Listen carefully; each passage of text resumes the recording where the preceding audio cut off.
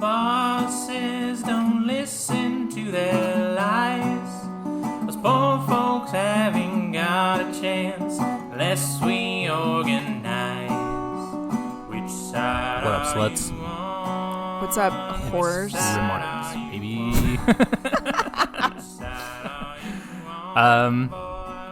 How's it going? How are you? Well, wow. Wow has a lot happened, Yeah. Taylor. Holy A lot has happened. fucking shit. I know. I yeah. got to be the one to break the news to Taylor. You did. Phoebe did. And it really reminds me of the intro to Avatar The Last Airbender. But instead of Avatar, it's Lee Harvey Oswald. And when the world needed him the most, he vanished.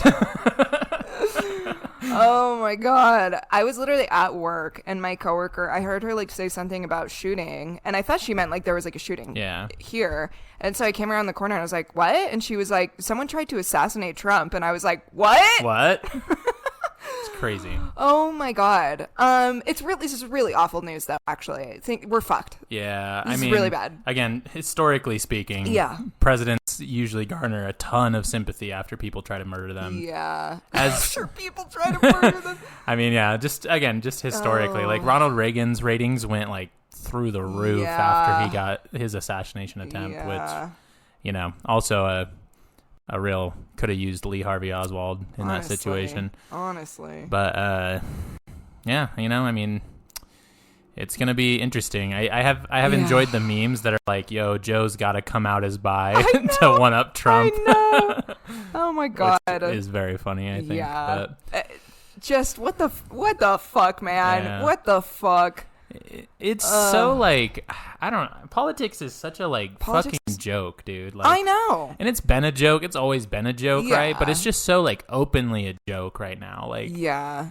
you know, it's like we have fucking Trump, who is just a cartoon character, you know, Right. And then like Joe Biden, He's fucking rotting from the Yeah. inside out. He is like who's the motherfucker that died the last season of House of the Dragon? The king. oh yeah, the Rhaenyra's old dad. ass, yeah. He's looking like that now. Literally, Half yeah. his fucking jaw is missing. Yeah. Like, it's just like, dude, I know he's 1 you foot. don't even know where you are anymore. Probably, I mean, really, it's like 1 foot out of the grave at this point. But Right, exactly. Yeah. yeah, like it's crazy. No, it's fucking Again, politics is a nightmare. yeah. I didn't even watch the full debate because I was like, I've seen this before, and It's not gonna. it's like, I don't know. Again, it's the cynic, it's the leftist in me, but I'm like, they're gonna argue about like superficial things, but like they're never gonna be like, oh, what are you actually tangibly doing to like Right. put an end to the system that oppresses poor people? Right. You know? Well, and it's not like, Joe Biden's not going to come out and be like, you know what, actually, I am going to stop giving money to Israel. Literally. Like, it's no.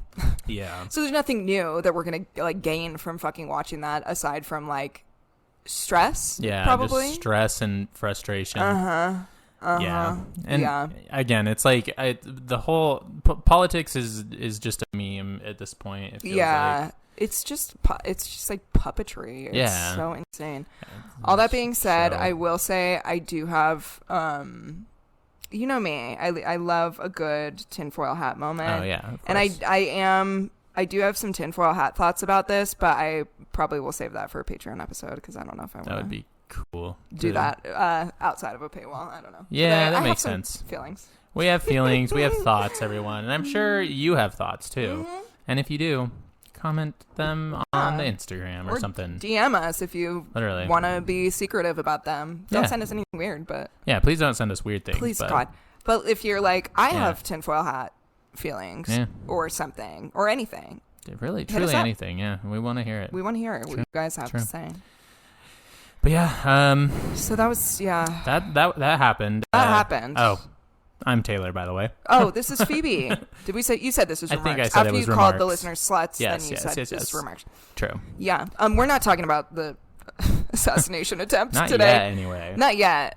I do. As I told you off air, I do think a little presidential assassination attempt episode would be kind of fun. Yeah. I mean, maybe that Yeah. should be our next one. That would be cool. I don't know. Who are we to say? What? Who are we to say? Yeah. The creators Actually, of this show. we are the only ones to say. I think it's your week to go first. I think it is. So, it is. Let's get it going. Let's get it going. Well, today we're going to be talking about like pseudo. What would you call it? Like pseudoscience forensics. Yeah, pseudo forensics, pseudoscience forensic. Yeah, and how it's bad. It's real bad. I just before we start, Please. like, this has always been like something that's actually terrified me. Like, the concept of being tried and like what's the word found guilty, I guess, for like a crime you didn't commit. Yeah. And then like being put in prison. I don't know, like I've always been kind of freaked out about like losing my like autonomy as a person, you know? Well, sure. And the fact that like the idea of like that happening unjustly is really like really bothers me. And it's not uncommon. No, it's Scary way more common enough. than you think. Scary enough. Yeah, it's so I mean, yeah, this is like a personal real big fear of mine. Yeah, I mean, I get it. It's very possible. My little paper article, whatever you want to call it for today, is called Criminal Minds Was Wrong. Oh yeah, no, that's probably true. Considering it was a fictional television show. Well, yes. If there's one thing that I love to consume as a guilty pleasure like it's McDonald's, it's crime and hospital procedurals. Oh, yeah. House MD, one of my fucking fucking House, hospitals. Dude. God, I love that. I love that son of a bitch. He's like, the patient is dying.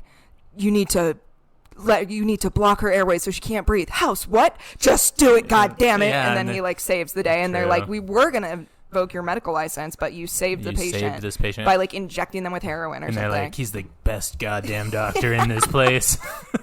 He's better than the good doctor. I also I was watching House recently. Actually, I was rewatching the show. I need to do that. And they played a song. What's it called? Oh, "Delicate" by Damien Rice. Have you ever heard that song? It, no. It's in the show House, and I was like, I haven't heard this song in fucking years. They had a great soundtrack. I've been kind of bumping it recently. It's like this very like there's like a cello in it, and it's just very like wispy, like. And somebody was like dying in the show. Probably. I think it was like someone either died or like there was like internal drama that was happening, so it was very like House is contemplating his like mean. Miserable life, you know, or whatever. Right. But yeah, no. Listen to that song; it's great. It's a good song. I will. Yeah, they did have fucking banger soundtrack. They truly did. I grew up watching 48 Hour Mystery with my mom, and Criminal Minds is one of my all-time favorite fictional crime shows. I agree. It's a good one. You've seen it? I have seen a good chunk of it. Okay. My first roommate used to watch it. And I would just watch it with her because I was like, I'm too poor to go anywhere. So, guess I'll watch Criminal Minds. Yeah. Criminal Minds features the FBI's crack team of behavioral analysts who hunt down serial killers and catch them just in the nick of time. You've got sexy detective Derek Morgan, played by Shamar Moore. He's got like beautiful eyebrows. Yeah. And my personal favorite, Spencer Reed, who has that like sexy, nerdy sad boy thing going on. Those were the two like highlights. He's like, my mom is schizophrenic and I'm scared. And you're like, You're like, oh God. You like get it. Honestly, he's so misunderstood. Honestly, the whole fucking BIU team can get it. Okay, anyway, this is not about my fan fiction that I may have not written. Wheels Up in 30. Okay, get serious.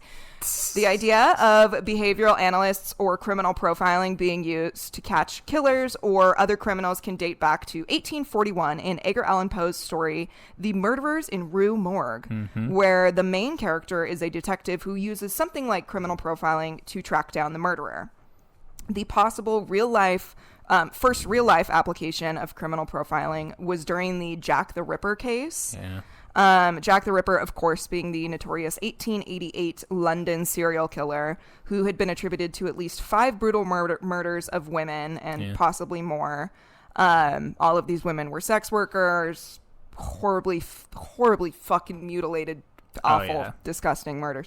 Thomas Bond, who was on the police force investigating these murders, used a tactic like criminal profiling to pathologize Jack the Ripper and attempt to solve the case. The Jack the Ripper case also is, of course, notoriously unsolved to this day. Ted Cruz did it. I like just attributing every unsolved case to Ted Cruz. It was all Ted Cruz. Yeah, because he's a time traveler. He really, I mean, until he does something to redeem himself, it's like he might as well just be blamed for every bad thing. Exactly. That picture of him like trying to smile, and he just like, it's like there's pain in his eyes. Yeah. Also, like, I've never seen a sweatier man in my entire life than Ted Cruz. Like, that man is leaking all the time. He's leaking. It's crazy. He's leaking. Oh my God. So what is criminal profiling? Criminal profiling / psychological profiling / criminal behavioral analysis. There's like, it kind of goes by a couple different names. This is a method used to characterize a criminal based on evidence left at a crime scene. An analyst will look at this evidence and extract two large identifying features: behavioral consistency and homology. So behavioral consistency is the idea that when this person kills, or it could be a different type of crime as well, but for simplicity's sake, I'm just going to like continue to say kills or murder. So it's the idea that when this person kills again, they'll do it in the same way, i.e. Jack the Ripper's known victims all being sex workers, all mutilated in similar ways. And then homology is the idea that the same type of person will commit the same type of crimes.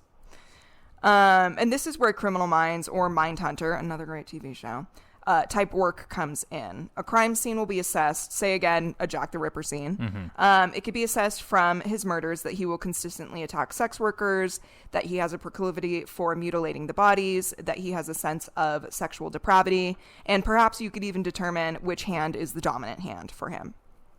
And then, and this is the part that I kind of tend to see more holes in, you try to determine what kind of person he is. Yeah. Maybe he had a bad relationship with his mother. Maybe he comes from a low-income area. He has a drinking problem. And Criminal Minds' favorite, maybe he's impotent.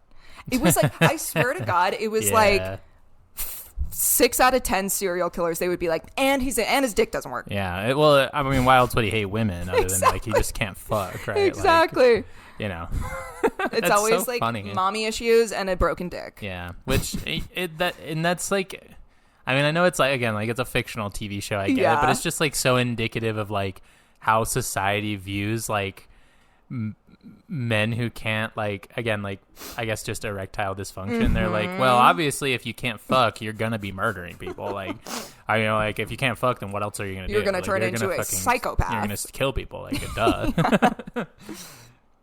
While there can be a lot to gain from a crime scene and a lot to gain from assessing who a criminal is, there is just too much empty air between these assessments, and that tends to turn them more into assumptions. Vague assumptions. Very vague. Yeah. The FBI created the Behavioral Science Unit, later named the Behavioral Analysis Unit. BAU that's what they call it in criminal. Again, I'm going to bring up Criminal Minds, okay? In 1972, after a rash of serial killers appearing in the early 1970s, is when they had created this BAU unit, which it actually was fucking insane. The amount of serial killers occurring in like from like 1970 to 1972, and especially in California. Yeah. So it's crazy. It's very interesting. And it is interesting. I've heard a lot of it too, because around like, what is it, like obviously like the 60s to like the 70s is like cult central, you know? Definitely. And like people are like, oh, time. like the, you know, a lot of people attribute to like World War II and like the kind of just like shared cultural trauma of that. Sure. And I just wonder like if there's any like events that would have like caused serial killing to be such a like big thing around that time. I think there was like some. This is like a complete fucking speculation. Don't put any stake into it. But there was something that I heard somewhere. Again, this is based off nothing. That God damn it, what is it called? The shit that's like in carpets and stuff? Asbestos. Oh, yeah. Was like giving people like brain poisoning and making them serial killers. I don't think there's really anything to it, but I guess that and like lead. That was the other one I've heard as well. Yeah. Like lead paint and on everything. Like, on everything. Yeah. I don't know. Anyway, it's just interesting when it is to think about like it is very crazy the amount that was happening around that time. Yeah. Anyway, so with the creation of this FBI unit, agents John Douglas, who's known for writing the book called Mindhunter that the show is based off of, and Robert Ressler conducted interviews with 36 of the most notorious violent criminals of the time. David Berkowitz, who is known as the Son of Sam, Ted Bundy, John Wayne Gacy, Squeaky Fromme of the fucking Manson family, Edmund Kemper, the co-ed killer, Richard Speck, and more. And this is, of course, as I said, what the TV show Mindhunter is based off of. What was that second detective's name? Robert, you have John Douglas and Robert Ressler. Robert Ressler is such a fucking cop name, I feel, or like an investigator. It totally is. Robert Ressler, homicide, FBI. You know, like, yeah, it's so such a fucking it's cop so name. good. It's very 1970s as well. Literally. Man, I can just see his like big sideburns. Truly. And he's like got Pulp this Fiction ass. Yes. For sure. Thick brow. Yeah. These interviews led them to creating a 6-step process for creating a criminal profile based on the killer's signature moves. Profiling inputs, decision process models, crime assessment, criminal profiling, investigation, and apprehension. The use of the team's profiling technique did lead to the arrest of Robert Hansen, who was known as the Butcher Baker, who was responsible for the murder of at least 17 women in Anchorage, Alaska, that's crazy. Yeah. And the profile that they had built fit Hansen almost perfectly, down to pinpointing that he had a stutter. Their profiling, kind of crazy. Yeah. Very specific. Their profiling work also helped in the case of Nathaniel Code, who murdered between 8 and 12 people. And this all sounds really lovely and like really sick and like it would make a great TV show, and it does. However, despite what good parts have come out of the development of criminal profiling, there are some fundamental flaws that have led to some serious problems. And as there usually are. Yeah. And it's just like, I mean, I'm going to get into it, but like the idea that you can be like, oh, I don't know. It just sort of it's like this guy who's a loner, who has mom issues and his dick doesn't work. And it's like, casts a bad shadow on, you know, when it's like, well, yeah, every person. And unfortunately, I think, and this isn't necessarily like, I mean, I think it's just an issue with cops in general, but like, I don't know, like cops don't really have the best, like, what's the word? Like, ability to like see the gray in areas. Yeah, like you know? discernment. Like, I feel like with a lot of cops, it's like black and white of like, this guy's bad, this guy's not bad. Oh yeah. But like, so I don't know. I feel like, I could see like police like taking these like assumptions and just being like, oh, so this is 100% how it is. Exactly. Like this guy has mom issues. There's no other option. Exactly. And that is kind of exactly what happens. So criminologist Dan Kennedy calls one of these flaws the homology problem. And here's a quote from him. Excuse me. Quote, the idea that there's going to be some correlation between your day-to-day self and what you do at a crime scene. It may seem like common sense that consistent criminal behavior reflects a consistent personality or character, but if that correlation does exist, it's either too weak or too irregular to be of any use. Psychologist Lawrence Allison at the University of Liverpool, along with a group of researchers, conducted a study to test the main tenet of criminal profiling. The idea that characteristics of a crime and crime scene can predict useful traits about a criminal. And here's a quote from a Vox article by Dylan Matthews that explains this study. Quote, they looked at 100 British rapists, all men targeting women 16 and older, and all rapists who attacked strangers rather than acquaintances or significant others. Were people who committed crimes similarly with similar modi operandi likely to be similar demographically too? Nope, not at all. Neither age, socio-demographic features, nor previous convictions established any links with offensive behavior, Mateus and Allison concluded. These findings indicate no evidence for the assumption of a homology between crime scene actions and background characteristics for the rapists in the sample. End quote. Interesting. Yeah, so I mean, there you have it right there. It's basically like, here's 100 different men who all committed this same crime in a very similar way, completely different people. Well, and I almost feel like kind of just like the strides that have been made in like psychology of like just mental illness have kind of disproved a lot of that. Cause, exactly. Like there's, I mean, as we know, like, I mean, they don't call them psychopaths anymore, like antisocial personality disorder. Like, right. Not everybody who has that is like a murderer. Exactly. So it's like there's a lot of like outside factors that influence a lot of things. I don't know. Like, yeah, like there are people that live perfectly normal, non-murderous lives as diagnosed antisocial personality literally disorder. They're like, I just have a hard time empathizing with people. Right. Like, you know, it's like, I don't know. Yeah, it's interesting. Like, well, it's just like, I mean, I feel like the stigma towards mental health is like getting better, but it's, I mean, there is even that thing where people are like, oh, you have bipolar, you're just gonna freak out then. Like, oh, you can just switch on a dime and be mad or whatever. It's like, it's not really how it works. Yeah, like it's not. Dude, I'll never forget, this is a tangent, but I'll never forget. That's what we're here for, baby. It's true. When I was in hair school, this guy who I was going to school with found out that one of the other students was taking, I think, like antidepressant, like Klonopin or something, and he brought it up to me. It was super weird. He was like, oh my God, I found out that so-and-so is like, he has to take these pills or he's going to like go shoot up a school or something. And I was like, excuse me? And I don't want to say his name, but I was like, him? That guy? Like, what are you talking about? Yeah. And this was like, I also was friends with the person who was on the Klonopin. And I was like, no, he's just like sad. Yeah. Like, and it helps him be not sad. Like, if he was going to shoot somebody, he'd probably be himself. So that's why he's taking the Klonopin, man. That's such a weird, Yeah, I just was like, also, why are you, I was like, I'm on pills. Yeah. What do you mean? Why are you coming to me with this? Yeah. Yeah.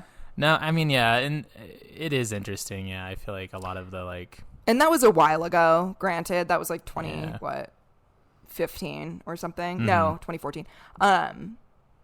But still, anyway. So it's like things are getting better, but there is definitely still this like. I mean, yeah. I mean, there's, and it's unfortunate. I mean, there's still people who are like think that, you know, like female hysteria exists and things like that, you know, and it's like, I mean, yeah, it's a tough uphill battle with mental health and really any kind of like invisible illness or disability. Truth. I mean, because I don't know, mental health, I wouldn't necessarily say is an invisible disability, but I mean, that's also like in the same vein of like things that people just don't take seriously. Yep. I don't know. Yeah. So this study's conclusion was essentially, no, you cannot view a crime scene and accurately predict unrelated data about a person. Sure, you could pin down, like I said earlier, like which hand is dominant based on placement of, say, like stab wounds or like a bullet hole. Like that's a pretty like scientifically founded thing. Well, it's like, I mean, there's some things that are like obvious, like, okay, like Jack the Ripper murdered sex workers. It's like it's easy, you know, like, yeah, we can. It's like after he's done his second one, you're like, probably the next one will be a sex worker as well. Like, you know, it's like we can probably assume he like has weird thoughts on like women, you know, or whatever. Exactly. Like that I feel like that's understandable. Yes. Yeah. And, you know, you could probably conclude whether they were like taller than the victim, etc. But you wouldn't be able to accurately assume that they're like a loner who stutters and wears a fucking baseball cap or whatever. Popular psychological belief at the time that criminal profiling was being developed even went against what profilers were claiming. It's like, it was like you were saying where it's like, oh, psychology is developed. It's like, even back then, though, they were kind of saying like, this isn't the case. Psychologists had concluded that humans respond to situational conditions and that repeated behavior or routine was not a predictor for future behaviors. Mike McGrath, who is a forensic psychiatrist and professor at the University of Rochester, puts it well, and I thought it was pretty funny. Quote, they question 36 sociopaths and take everything they say as gospel. Everybody is a white male, 25 to 35 years old, with a problem with their mother, and the profiles are useless from an investigative point of view, end quote. Which it's true. And like the thing is, it's that like they, in order to construct these profiles, which it's like, yeah, of course, if you're trying to make serial killing stop happening, which of course at the time it was an issue, you want to go to the source. And be like, hey, serial killer, what's your fucking deal? Like, why did you start serial killing? What the fuck's up, Kyle? What the fuck is up, Kyle? The fuck is up, Ed? But it does, like, they only had, you know, these people who were already arrested for this. and who tended to be pretty fucking narcissistic and likes to talk about themselves. And so you build this profile that like only fits this certain type of thing, and then it causes them to overlook things. And it did. It truly did. Yeah. The FBI majorly bungled a case due to criminal profiling in 2002, when over the course of 10 months in the DC, Maryland, Virginia area, multiple drive-by shootings occurred, killing 17 people and injuring 10. The FBI concluded, based on criminal profiling, that the sniper was likely a white man in his late 20s or early 30s who was disgruntled with his workplace and driving a white van around. When the Beltway snipers, as they had been named, were finally caught, they were actually two black men, both unemployed. One was 17 and the other was 40, and they were driving a blue sedan. This doesn't matter at all, but I was like, that's such an interesting, like, how did you two meet and like decide you were going to go do this? Yeah, also, again, I've heard various people say this before, but stop giving serial killers and just killers in general hard ass names, because it's unfortunate. Those are like what was that? The Beltway snipers. The Beltway snipers. Yeah, it's like it sounds cool. Yeah. You know what I mean? I'm fucking tough. Yeah, or like the Night Stalker and like shit like that. Right. It's like, come on. It's like, I understand you have to call this something before you, but like Night Stalker's original, or like one of his other names, was East Area Rapist. Let's say that. Let's say what he is. Yeah, he's a rapist in the East Area. He's a piece of shit. He's a piece of shit. I know. Again, like the Night Stalker, it's like, it sounds like a fucking... The Beltway Snipers sounds like it should be like a college hockey team or something. Like... Yeah, it's just, I don't know. It's just like, I don't know. I think it's this like police thing where they're like, I'm working on the Beltway sniper case. I mean, it's like police and like the fucking CIA and the FBI like always like to fucking shit cool LARP things that are like, like they're like, oh, this is Operation Underground. MK Ultra. Yeah, like just the fucking, because I mean, I don't know. They almost want to make it sound like military operations, which like the military, I feel like names things for like covert reasons, right? Not that I mean, a lot of them are dorks too, but like, but like I feel like that, you know, they like will name things like because it's top secret and like they can't let it like they have like a name to refer to it as, but like I don't know. I know, I agree. And so police had even seen this blue sedan near where several of the shootings had happened, but never thought anything of it because it didn't fit the profile. And they literally pulled them over at one point 2 hours before one of the shootings. Oh my God. But they didn't question the men in the car because they didn't fit the profile. Jesus Christ. Yeah. Insane. Like, y'all really fucking dropped the damn ball on that one. You didn't even pick up the ball. It was the ball's not even it's not even around here anymore. Like, but anyway, that's fucking that's crazy. That's like that's like a movie thing. Like, that's like egregious. What's the fuck? I feel like I saw a movie like that, or where something like that happened, where like they like went to like a show or something, where they like go to the person's house like right as. But it's like too late. Oh, it might have been. Oh my God. Okay, never. Sorry. We watched the fucking Lovely Bones like a few months ago. Oh God. And it's that scene where they like the police show up and then they're like, oh, this guy's nice, and then they leave and he literally like skips town because they have evidence. Yeah, shit like that. Oh my God. Which again, I know it's fictional, but like, I mean, this is it happened in fucking real life. So. Exactly. This negligence and religious following of the profile allowed the shooters to continue their terror and obviously led to the deaths of many more. FBI profiles also derailed the Unabomber case by searching for a man younger and much less educated than the Unabomber turned out to be. Yeah. And then they had also disregarded a letter sent in by the Green River Killer, assuming that it was a fake when it was indeed real.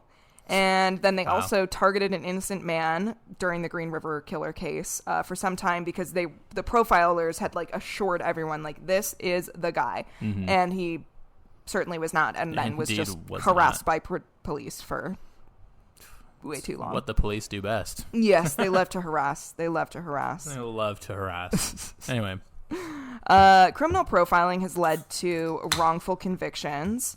Mark Safaric, a now retired FBI profiler, is responsible for, in this story, you're gonna be mad. Mark Safaric, who is a now retired FBI profiler, is responsible for an 11-year sentence of an innocent man. Lovely. On September 22nd, 2000, Michelle O'Keefe was shot and killed as she sat in her car in an empty parking lot. In 2005, Raymond Lee Jennings, a security guard who was patrolling the lot that night, was arrested for Michelle's murder. Even though there was no blood or gunpowder on his clothing and DNA under Michelle's fingernails did not match his, Raymond was still arrested based on inconsistent statements that he had made during questioning. And then I have a quote from the LA Times about these like seemingly inconsistent statements that he had made. Police fucking love to do that though. Like they love to fucking like freak people out and get them like second guessing their stories and shit. And continue. I'm sure you'll get into it, but like it's infuriating. It is infuriating. Quote, Jennings initially denied seeing any cars leave the lot after the shooting. Later, he admitted he'd spoken to a female driver who had stopped to ask him what happened as she drove away. The security guard also told investigators he saw O'Keefe's body, quote, twitching when he arrived at her car several minutes after the shooting, something a forensic pathologist said was beyond the limits of credibility, end quote. So, I just like... You're taking a guy who discovered this woman's dead body, presumably, maybe possibly saw the shooting itself, and then you're like asking him to recount all these details. It's like, yeah, he maybe might not remember or might not at the moment think it's like important to mention something, and then later be like, oh shit, wait, I remember this. I forgot. I have to tell you this thing now. No, literally. Because I can't remember things under pressure. Oh, yeah. I mean, no, definitely. It's like that like thing where it's like you could like have 4 people witness the same car accident and they'll all like mention different things about it, you know? Exactly. Because they just like notice and are different people who notice different things. Like, yeah, it's very, I mean, again, it's you shouldn't use that to prove someone's guilt, but. Right. Safaric testified in all 3 trials for this case, holding strong that Jennings was the murderer. He pressed that this case was not related to gang violence. Spoiler alert, it was. He also claimed that the case appeared to be a sexual assault gone wrong because she was wearing a tube top and it had like come down on one side, exposing her breast. And so he said, he was like, hands down, this is a sexual assault. You know, he had tried to assault her and she fought back too hard, and so he just murdered her. It was a sexual assault gone wrong, and that had escalated and turned into murder. And this, of course, was not the case. This case eventually became an episode of the show Killer Instinct. In the episode, footage of an interrogation with Jennings shows him wiping his brow. Like, he's in the interrogation room and he, like, wipes his hand across his fucking forehead. And Safaric says in the episode, quote, "This is what poker players and profilers call a tell. So far, he's been bluffing, but Jennings' body language here says, I'm guilty." They're like, yeah, it has nothing to do with the fact that we have it at 90 degrees in the interrogation room. Exactly. This is and that you're interrogating a guy lying. And accusing him of murder, so maybe Literally. he's a little fucking sweaty. Nervous. Yeah. Fun fact, not really that fun. I didn't witness a murder. I witnessed the aftermath of a murder. Oh my God. Once. This is dead ass real. I was laying in bed at my first apartment. Oh my God. I don't live there anymore, so I can say it was in South Salt Lake, and I heard like a pop, and I thought it was like a fucking firecracker or something. I don't know. And I got up, and I see like someone running away from our apartment building, and I was like, I don't know, maybe fucking kids or whatever. And then I'm laying back down and I see like police sirens going off, and I'm like through my window, and I'm like, I don't know what's going on. This is like, I don't know. I still at the time was like, maybe it's nothing. Like, I don't know. Right. And then I wake up, my roommate at the time, same roommate that I would watch Criminal Minds with, used to work graveyards because she was a CNA, and she got home and when I was getting up to go to work, and she was like, did you hear what fucking happened? And I was like, my God. No, what's going on? And she was like, someone was fucking shot in their car outside of our house. Dude. And it was also gang related. That's what made me think of it. And like, I couldn't drive my car to work because it was part of the like crime off, scene. Yeah. Like they had the tape and stuff. Like it was. I'm honestly surprised they didn't. My God. I didn't really tell the cops that I saw anything, but like right. surprised they weren't like questioning more people in the building. Yeah, but like it was. Yeah, I was like, holy shit. Oh my God. It was. Yeah, it was interesting. That's insane. Yeah. Fuck. Wild stuff. Damn. You know what hasn't witnessed a murder? I was wondering if you were gonna do it. Yeah. I saw the ad transition look in your eyes. I saw the twinkle in my eye. Fuck, that's so fucking scary though. Yeah, it was pretty wild. Again, needless to say, especially my roommate, I mean, obviously she was like, I don't really feel safe here anymore. We moved out like once our lease was up. And I mean, yeah. We went to like a gated apartment complex and stuff. Like Jesus. It was I mean, but yeah, definitely pretty scary. Yeah. Anyway, ads. Little break. Oh yeah, break time. Break time.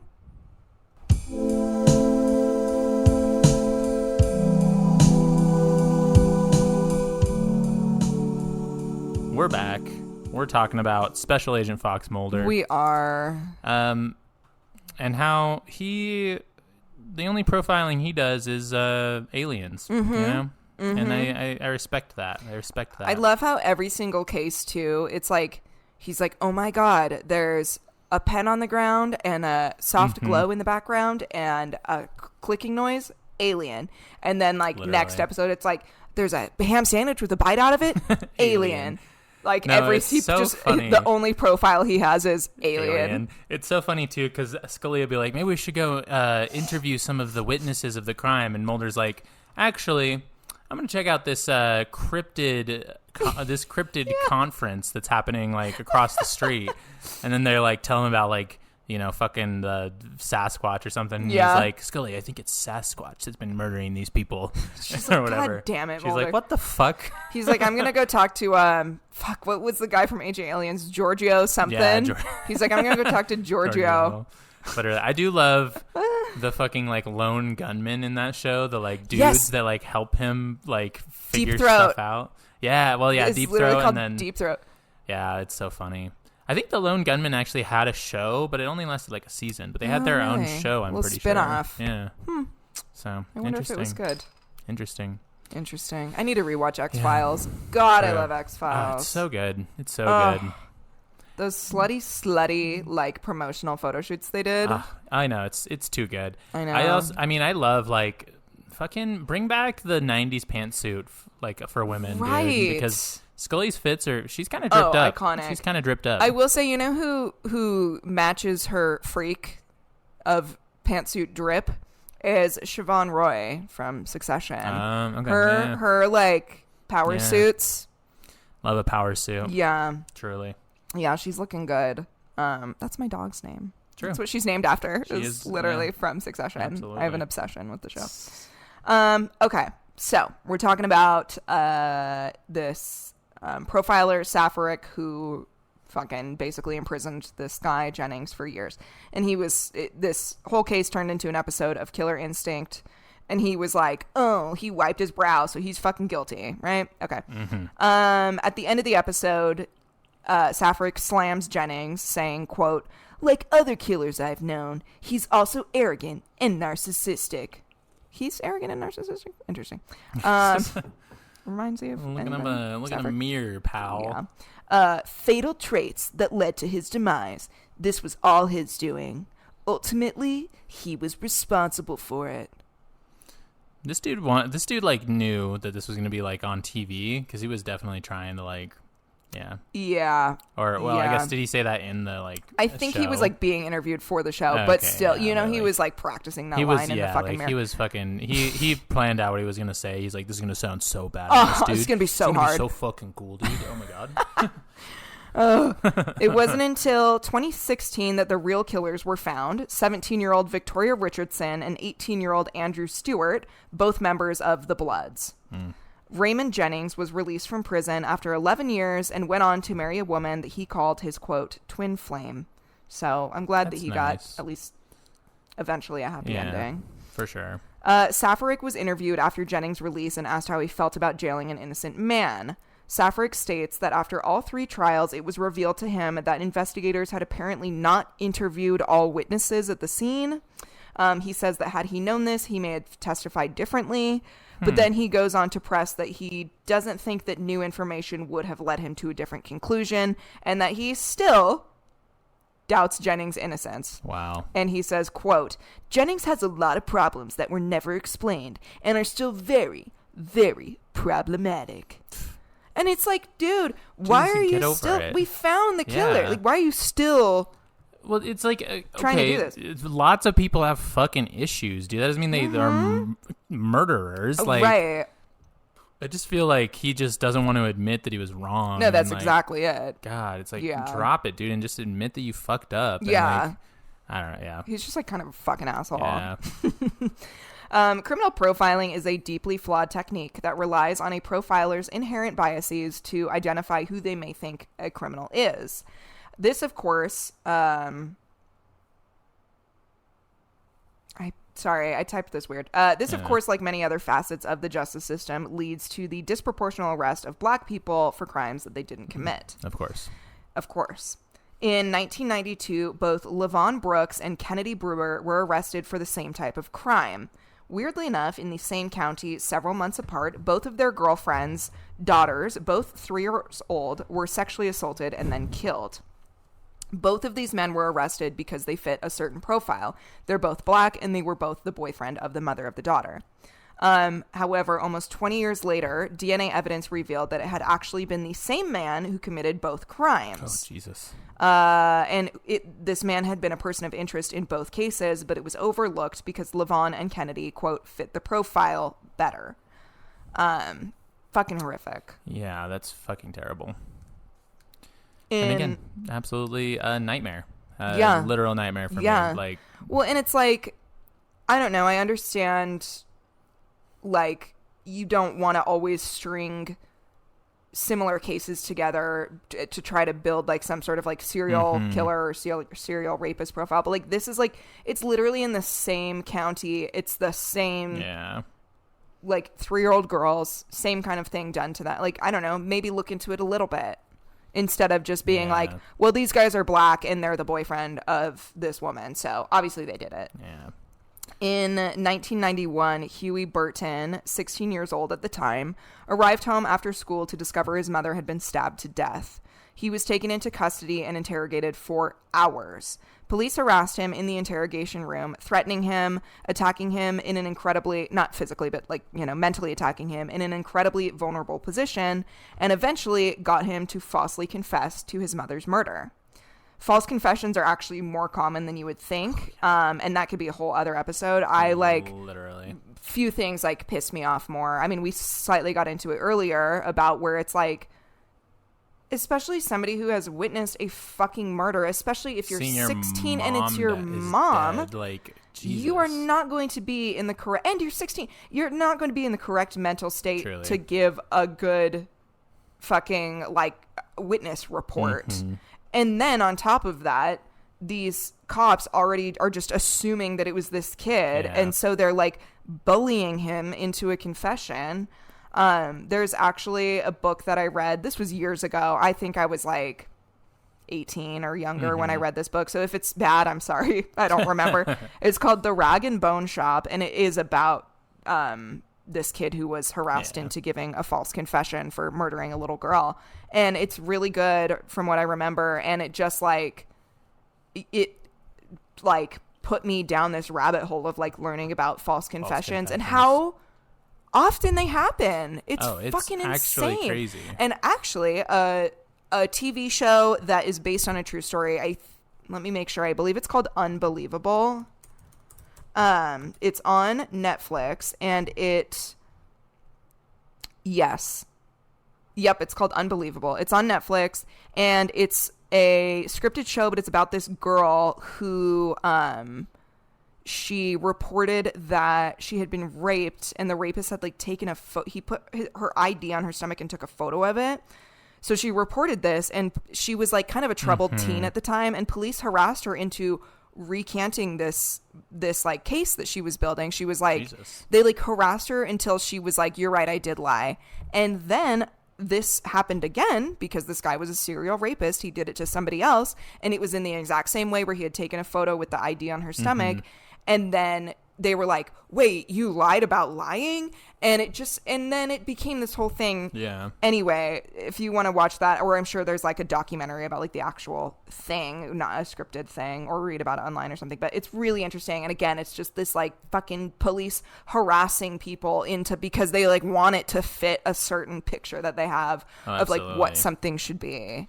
Yeah. It's either like they don't want to deal with it, or they want to get it over with so quickly that they're like, well, just confess. And prove just that, fucking like, confess. we're so good at policing. We're so good. Yeah. It's like, oh my God. Yeah. Because, like, people are, and it's probably like, you know, the mayor is on their ass, and politicians are like telling them, like, especially if it's a serial killer situation, it's like, you guys need to figure this out because of my ratings. And so then they feel pressure from a shitty politician, so then they do shitty police work. It's like fucking middle management shit. It's totally like, I got the boss on my ass, so now I'm gonna ruin your fucking life.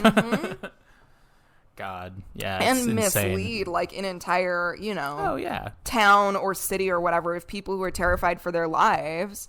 Anyway, well, and I mean, I think, and I'm sure you'll get into this too, but I feel like this is like misled culture in general into thinking that serial killers and just criminals in general are like these little, like, I don't know, like cases that you can like peel apart and be like, oh, like I want to get inside why they did this, and it's like. You just can't always. Exactly. Like, exactly. Like, you're not always going to get answers. And it's like, I feel like it's made people believe that like serial killing is way more common than it is, when it's like actually like a single time homicide, or like what do they call it, like famicide, where you like kill your whole family kind of thing, is like way more common. Or like a killing of, you know, a crime of passion, like those are way more common, and lots of people are killed every day. The idea of a serial killer is terrifying, but the idea of like, you know, a man killing a woman who rejected him is a little more scary to me, because that happens way more than serial killers do. Oh yeah, definitely. And you know, I mean, it's like, again, I love crime procedurals. I'm guilty of watching them, but they are definitely responsible for people thinking that like this kind of shit is possible. You know what I mean? Yeah, like it's like this like whole like you gotta outsmart the like super smart like almost like Hannibal Lecter fucking serial killer, and it's like that's just not real. Again, it's for shows and movies. Exactly. Like, it's fun to watch, and it like leads people to believe that like police work is like smooth and like easy and quick, and they are always like doing things by the book, and they can like they figure it out in, you know, an hour and 10 minutes. And in reality, it's like the amount of fucking cold cases that there are, the amount of like bungled, as I'm talking about here, the amount of like bungled fucking investigations. It's just literally. I mean, like I always thought it was funny because you always hear those stories. It's like, you know, like in the show they get the DNA test back in like 2 days or whatever, and it's like this actually takes 4 months for it to come back. Exactly. Like, it's fucking crazy. Or it's like they just like overlook cases completely. Like they're just like, well, she was a prostitute, so she got killed. Yeah. That's obviously. too bad. She had what do they call it? Like a high risk lifestyle or something. Jesus. It's like, we don't actually care about you as much, so murdering is fine, actually. We don't, I mean, it's, again, it's the same thing. It's like, no one deserves to get murdered. Like, well, some people deserve to get murdered, but but like, you know, it's the putting more importance on one person's life over another's just because they do something that you don't like, that you don't agree with. Like, that's and you don't understand why they're doing it either. Anyway, but we could go on for so long. So Hugh, this kid, also, I hope I'm pronouncing his name right. It's Huwe. It could be Huey. I think it's Hugh, though. So apologies. Let me know if I'm pronouncing your name correctly, Hugh. So he was harassed and basically forced into fucking confessing to his own mother's horrendous murder, When he literally was at school, he had an alibi. Like, please. That's insane. He was at fucking school. I mean, like, the teachers saw him. Like, they could corroborate that he was there. Come on, dude. That, again, it's oh, God. It's just so they were like, oh, because black kid, he did it. Literally, they're like, oh, well, I mean, yeah, we have all these witnesses, but, like, what if they're lying? Oh, like, right. It's just, like, this crazy, like, well, what if they're lying and he actually caught mental a gymnastics. taxi from school and ran and got back to his house and murdered his family and then took a shower and then came back to the school because it's just all like in the time that the professor was looking down at his pen at his fucking paper, like right, because it's just they want this to work so crazy, badly. Yeah. So Hugh later recanted his confession, but it was too late, and the jury latched onto the original confession and sentenced him to 15 years to life. Jesus. At 16. During the trial, 16. Hugh was painted as being a drug user who had killed his mother for money, despite there being no evidence of this and Hugh having no criminal record. Again, the kid was fucking 16 years old. It's wild to me, and I don't know how often this happens. I feel like I read about it pretty regularly, but maybe just because I read about crazy court cases. But sure. I mean, obviously, life sentences have my beef with those in general. I think we've probably talked about that in fucking our prisons episode, but like, how many like fucking like 16-year-old kids who get tried as adults, and exactly. I'm like, what's the fucking point of like having a differentiating like number of like you're an adult now, right? If you're just not gonna fucking ignore it, right? And especially black people, especially black always more, kids, unfortunately, or black boys, right. So after 19 years in prison and 9 years of parole, 19 years in prison, followed by 9 years of parole. So he's out of prison, but he still has to live with this for 9 years. With the help of the Innocence Project, which is where I found these stories. Shout out. Oh, we love them. They're so good. Hugh was finally exonerated. And I just like it. This like makes me like want to cry and like fucking throw up. This kid comes home to his mom brutally murdered, has to live 19 years of his life in fucking prison and then 9 years of parole, and finally it's like, oh, it wasn't you, truly, believe it or not. Like, just fucking just evil. It's evil. So evil.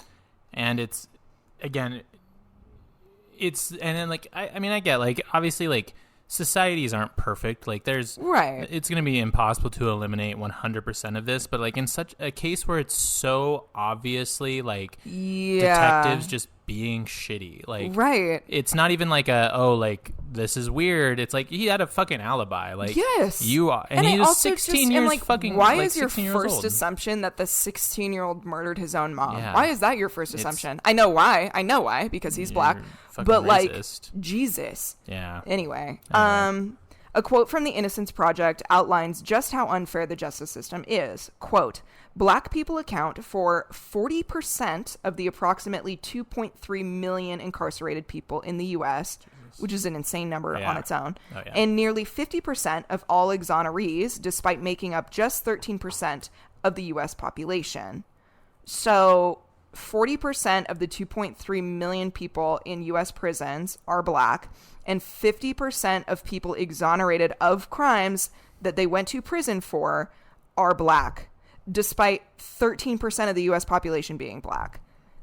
That is fucking bonkers. Blatant racism. It is systematic racism at its finest. Yes, it is literally. I mean, it's what we talk about all the time. It's it's like, oh, we couldn't do slavery anymore, so we just figured out a different way to do it, and this is it. It's falsely imprisoning people for crimes, whatever.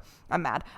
For falsely imprisoning black people for crimes they didn't do because you're mad that slavery doesn't exist anymore. Literally.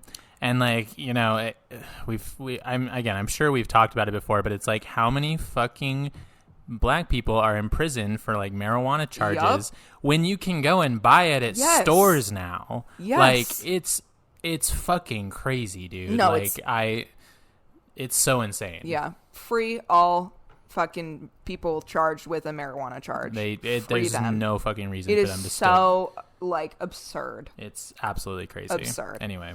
And another quote from the Innocence Project, quote, "At the Innocence Project, we've seen that the majority of wrongfully convicted people are those who are already among the most vulnerable in our society, people of color and people experiencing poverty. 2/3 of the 232 people whose release or exoneration we have helped secure to date are people of color, and 58% of them are black," end quote. Yep. And Jesus. Yeah. And I just want to end by highlighting the Innocence Project, which, as we said, they're fucking an amazing organization working to free wrongfully convicted people. And on their website, this is how they sort of explain themselves. Quote, "We work to free the innocent, prevent wrongful convictions, and create fair, compassionate, and equitable systems of justice for everyone. Our system is guided by science and grounded in anti-racism," end quote. The Innocence Project has helped. Oh, hell fucking yeah, dude. The Innocence Project has helped to free over 240 innocent people from prison. And if you want to support the Innocence Project or just check them out, go to innocenceproject.org. You can donate on their website, look at cases of people that they have freed, and look at current cases that they are working on. There's a guy right now who's like on death row that they're like desperately working to get free before he gets sentenced to death. Yeah, murdered. Legally murdered by the state. If you want to become pen pals with a prisoner, innocent or not, prisons are wrong. They are torture. They should be abolished. You can go to prisonercorrespondenceproject.com. There's a couple other websites as well, but this is just one that I found that seemed good. They'll give you guidelines on how to write an appropriate letter to someone in prison. Of course, there are things you should be careful what you're writing to them. And you want to make sure you're addressing things in the right way, whatever. Yeah. And it shows you how to get in touch with them, etc. So check them out as well if you're wanting to do some good and help someone out who's being forced to live their life in a box with little to no resources for rehabilitation, education, healthcare, or safety. So true. Yeah, so check that out. And they also, on innocenceproject.org, they have like a link, or like part of their website has a couple different links to different like prisoner writing campaigns. So check that out. And yeah, we did an episode all about fucking the prison system and how horribly disgusting it is. And it is like, check it out. One of the most prisons are one of the purest evil that exists within our society. And it's like, I can believe, I don't want to say I can't believe, but it's just like horrendous to me that in the year of our Lord 2024, like prisons still exist and basically nothing has been done to make them like more humane in any way, shape, or form. Oh yeah. I mean, check out the episode, but as I'm sure you can tell from how like heated we get, it's like disgusting. Yeah. Honestly, I think that was one of the first things that we like really fucking got into, just like privately, like just talking about stuff. You and like, I definitely, well, yes, because we were hanging out one night with a group of our friends, and I think you literally just looked at me and you were like, how do you feel about the U.S. prison system? Because I was like, funny you should ask, because I have a lot of feelings. Yeah, I think it's because I had just listened to this podcast by Mr. Robert Evans called The Women's War, which is his podcast about, it's like a limited one, so he doesn't continue it, but it's about like Rojava. Oh, yeah, they're like, the way they had their prison set up, which was like, none of the sentences are longer than like 20 or 30 years or something, and like they're based on like rehabilitation and like yada yada, right? And I just like had it on the brain, and I was like, what do you think about this? Well, I had watched, and I mentioned it in the episode, I had watched this documentary. I was living at my parents' house at the time, and they have like cable, so I'm so sad it's lost to the ether. I don't know the name of it, and I can never find it, but I had watched this documentary it followed the lives of like 5 men who were in prison, and some of them ended up going to solitary confinement. And I think this was like 2018 or 2019 that I watched this, and I already had an idea about prisons and had an idea that I did not like them. But after watching, this was one of the most harrowing, horrific. I was just like, oh, these should not exist. Evil. This is the purest evil I've ever fucking witnessed. And these poor men are just like trying to fucking survive and want to be better, but it is literally built to make them worse. Yeah. I mean, yeah. Again, the concept of a life sentence is like, so you don't actually care about rehabilitating That's exactly people. the concept of the fact that life sentences exist is you admitting that this doesn't work. You're then. like, oh, well, That this person, there's no way of bringing them back. Shiv is getting crazy over there. Yeah, it's insane. But yeah, well, that was great. Yeah. Sorry, I went off at the end there. But, no, I'm glad you did. I'm glad you did. And one last thing. No, please. And one more thing. Just the fact that like prisons are so fucking evil, and that there's such a large percentage of people in there who are serving time for nothing, for things that they did not fucking do. Literally. Just because these like big fucking ego detectives are like, well, I'm right, so true. Yeah. Oh yeah. And that even aside, it's like, and then it's like, you know, there's people in there for half of their fucking lives for like having a certain amount of drugs on them. And it's like, what is that doing? How is that helping anyone? Exactly. Like, it's crazy. You're just going to like essentially throw this person away because due to like circumstances they did crack.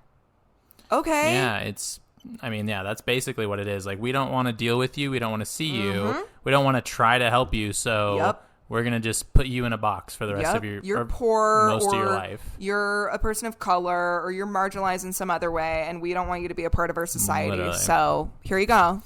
It's good. Yeah. It's so good. Anyway. All right. Well, continuing the fun stuff that we're talking about. It's gonna be great. Phoebe, what do you know about arson? Oh, man. Well, all the arson that I've done in my life. I mean, I know it happens. I know that there was suspected arson. There was like these apartments in Sugar House. Oh, the Sugar House fire. Yeah. Remember that? Yeah. For our non-Utah listeners, it's like a little cute neighborhood in Salt Lake. And there was these new apartment buildings going up that weren't built yet, but it had like the wooden frame for like most of the building, and they caught on fire. And then there was another new build that caught on fire like not too long after that. And I was like, is there like a luxury apartment arsonist going on right now? And it was kind of insane. Which like that's kind of based actually to like non-occupied luxury apartments on fire. I was like, interesting. Yeah. True. But so I mean, I know that it happens. Yeah. Well, arson, as I'm sure you're aware, is when someone intentionally lights a fire to burn down a building of various sorts. The motives can vary, but typically fall in line with either murder or insurance fraud. And a lot of times, what's really interesting, and kind of spoiler alert, there's not really a whole lot of like info on arson, but a lot of the times it's not really like, kind of going off of like what you were talking about, like there's not really a huge like motive behind it. Like a lot of times it's hard to like prescribe a motive to someone who's like, I'm gonna kill an entire building full of people, you know, like it's almost like mass shooting. Yeah, like mass shooting, or like I listened to a podcast on the Tylenol murders recently. Yeah. It's almost like that, where it's like you didn't know who was going to get these bottles. You like just kind of did it, right? Yeah, like just to like because you could, your I guess. own like sick. Yeah. I don't know, thrill or whatever. So it's interesting. Again, like arson is an interesting. I didn't realize how kind of strange of a crime it is. It is, yeah. It's like vague almost? Yeah, it's vague, and like there's obviously some that like there's definitely politically motivated arson and things like that, but like really crazy, but you know, especially like in a lot of like private cases, it's like, what were you gaining from this, your hope? Right?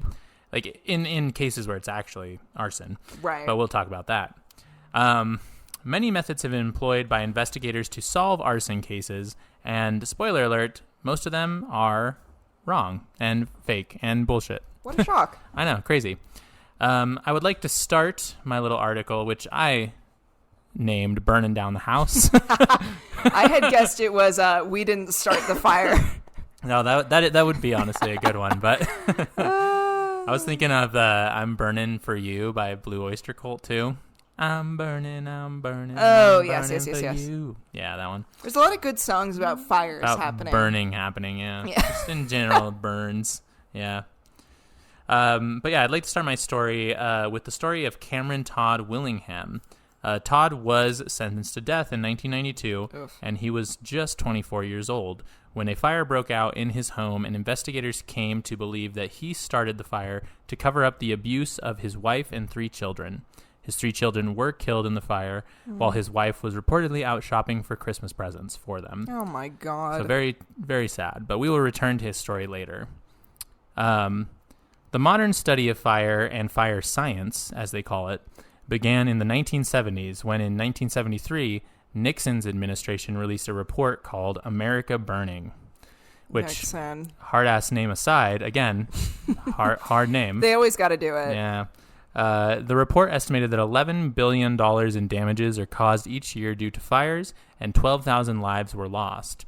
And again, I didn't read the report. I'm sure some of those are obviously like accidental house fires and stuff. Yeah, or like, I don't know. I mean, fucking Utah catches on fire like every summer. Oh, literally, yeah. Utah. I mean, California is California is nightmare. Constantly in flames.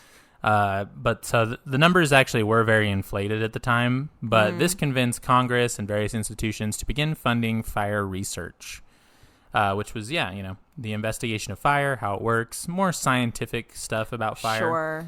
How do they get started? Yeah. What makes fire tick, if you will? What is fire? Yeah. Is it a plasma? Fire science has come a long way since old Tricky Dick put it on the map. Our favorite president. Our fave president. Again, Nixon is an interesting one because it's like, he started the EPA. I know. Like, I heard this thing. I think I was listening to Behind the Bastards, and they said something that like Nixon is the kind of Republican that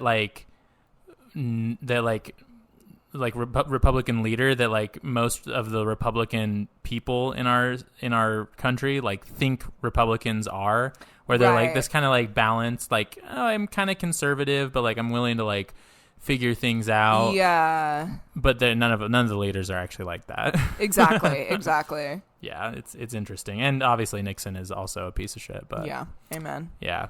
Okay,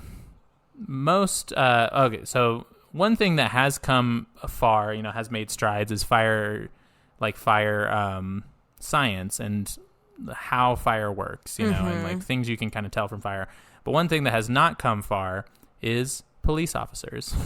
What? I know. It's crazy. You know what else? You mean they still do like 2 weeks of training and then they're like, solve a crime? Pretty much, yeah. No, it's really cool how many police officers don't even have high school degrees. Oh, God. And they're expected to know, I don't know, like the chemistry of how fires are started. Yeah. It's going to get interesting. But cool. You know what else is pretty interesting?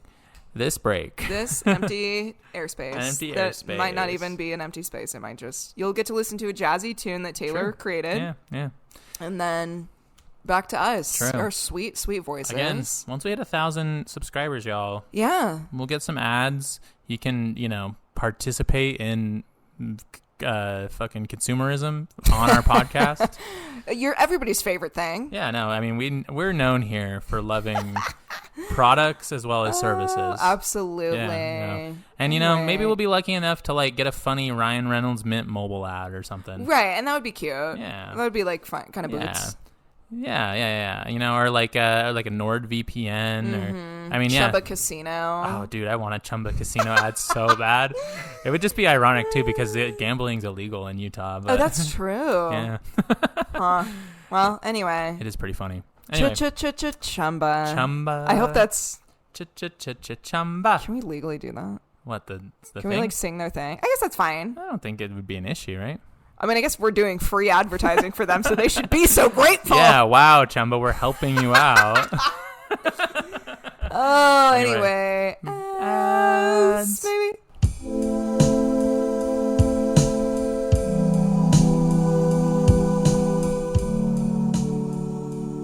We're so fucking back. So back. Yeah, so Homicide is cool. Arson's fucking lame for lamos, dude. Yeah, Arson's for losers. True. And losers and... What does Trump say? Losers and somethings. Damn it. I can't remember what it is. It's so funny, though. I really try not to listen to him too much. I mean, yeah. Did I ever tell you about the weird, like, the fucking, like, red thread needle-ass fucking thing I did where... Have you ever watched Law and Order? Of course. Special Victims Unit, I think. Of course I have. Did I not say at the top of the episode I love That's true. crime procedurals? The dude, what's his name? He's like the older guy who kind of has like the... Gil Grissom. Huh? Gil Grissom? No. Is it? I'm pretty sure he's in Special Victims Unit. He's like older. He's like... He's on CSI. Yeah. But he's like... kind of has like, I don't know, like... I almost feel like acne scars, but it looks like that, but it's not that. It's like John Mueller or something like that. Hold on. Because I did this thing. I went crazy with it. Research? Trying to find it. I don't know. Let me see. I'm gonna. But okay, but what did you read about it? So there's this guy. It's not Ice-T. No. Okay. It's not Ice-T. Law and Order. Oh, John Munch? Yes, John Munch. Got you. John Munch. All right. Played by Richard Belzer. Yes. John Munch. Oh, he's got a look to him. Law and Order, right?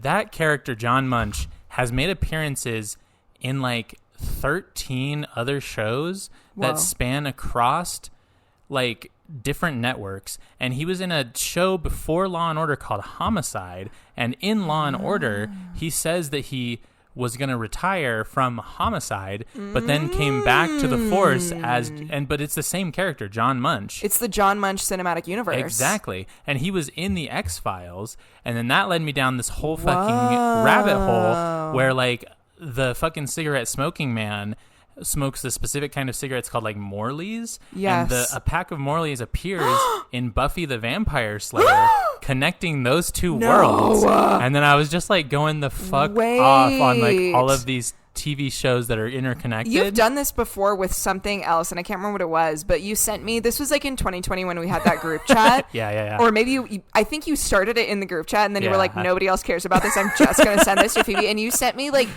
10 voice notes, each like 5 minutes long, about some like... It was crazy. I can't remember. It wasn't this. It was a different... like universe of TV shows that were all connected. I think so. I can't fucking remember what it was, dude. But it was so funny, and I was like on the edge of my seat because I love that kind of shit. It's crazy. Yeah, no, I love that kind of shit. Interconnected universes. Yes.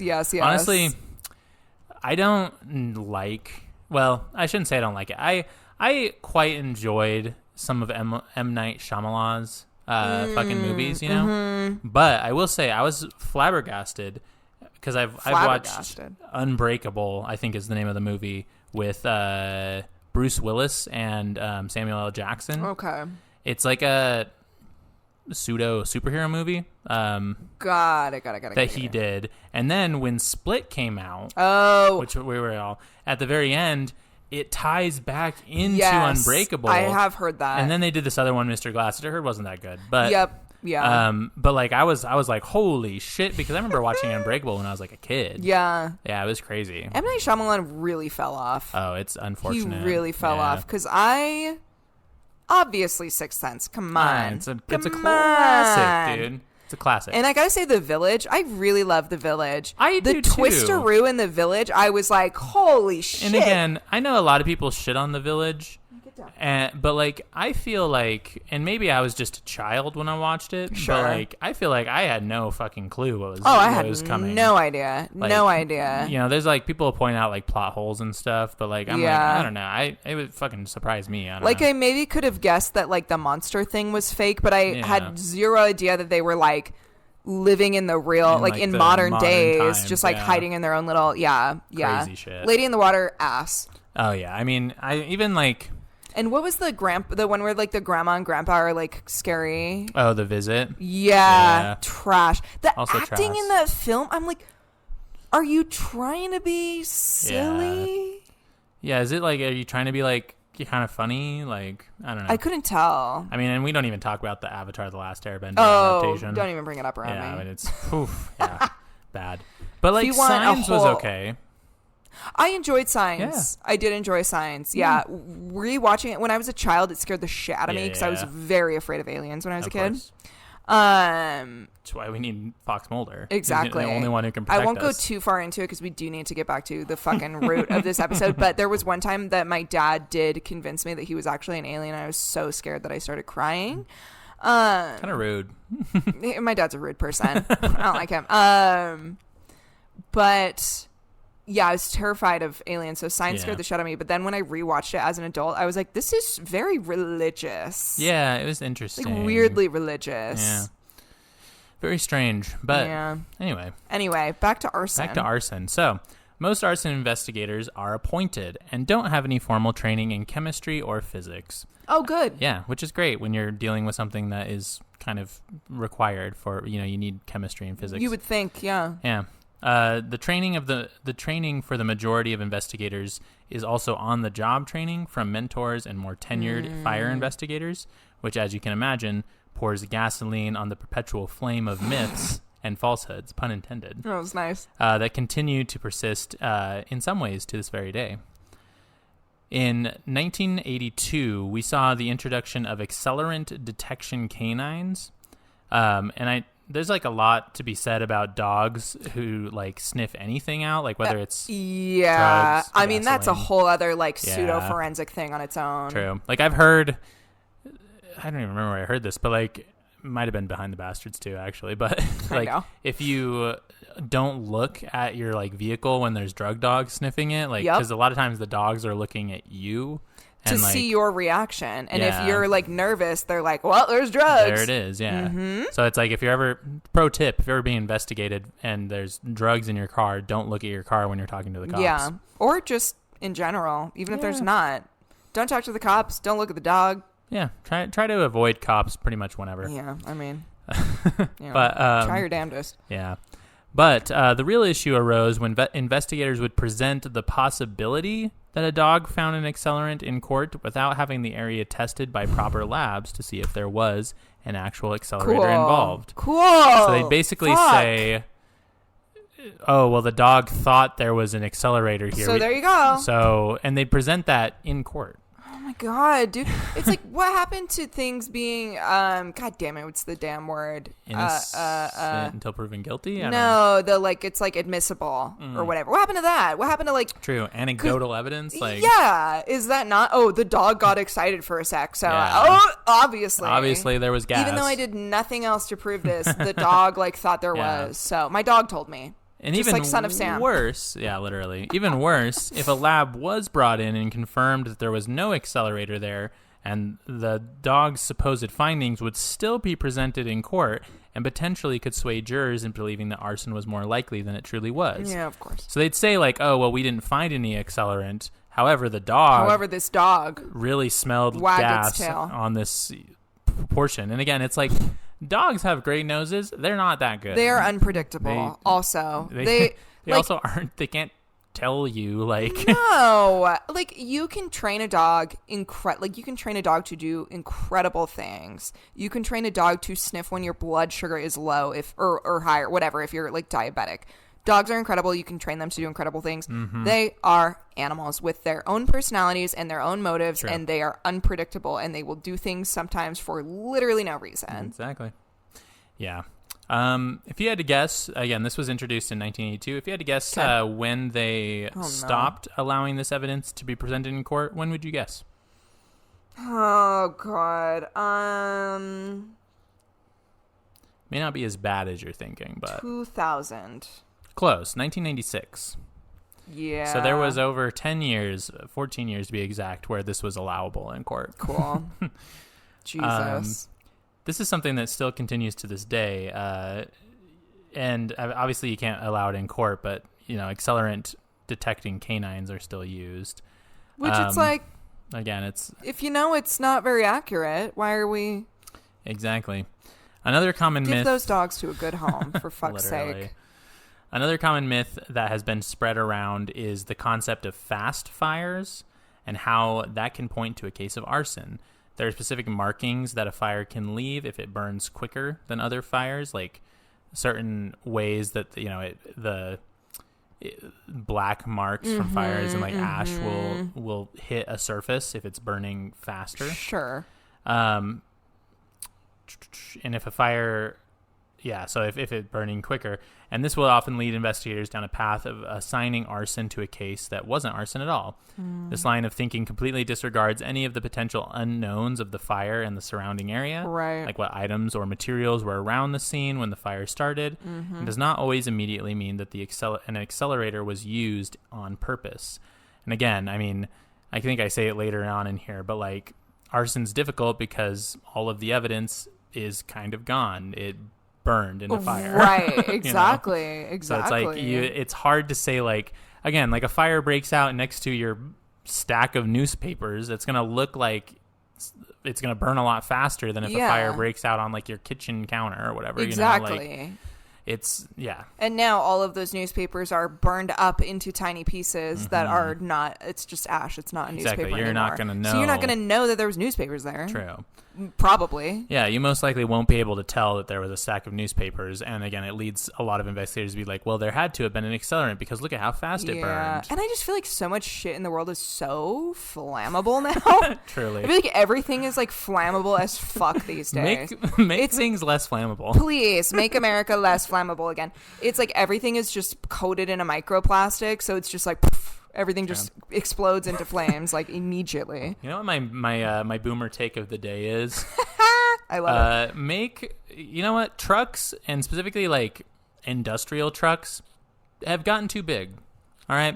There's too much shit behind them, right? Oh, yeah. I was driving here, and I'm on the freeway, and there's like these big tankers that probably like holding, I don't know, like some kind of liquid, because they were like liquid tankers. There's like two of these giant things on the back of them. And I'm trying to like get off the exit, and I'm like, is this gonna like terrified run for into your me? life? To make trucks smaller. I don't even think that's a boomer take. I think that's just a good idea. True. I mean, I think, and I don't know. Listen, I'm not a fucking like long haul trucker, and I understand that we could do an episode about the lives of long haul truckers and how it's like really hard. But as a person who was in an accident with a semi truck and thought I was going to die, I don't understand, like, I don't know what could be done, but it is crazy to me that we are driving in our little fucking tiny cars next to an 18-wheeler on the freeway going like 70 miles an hour, and people are crazy driving. Thoughts exactly. And accidents happen literally every day, multiple times a day. Truly.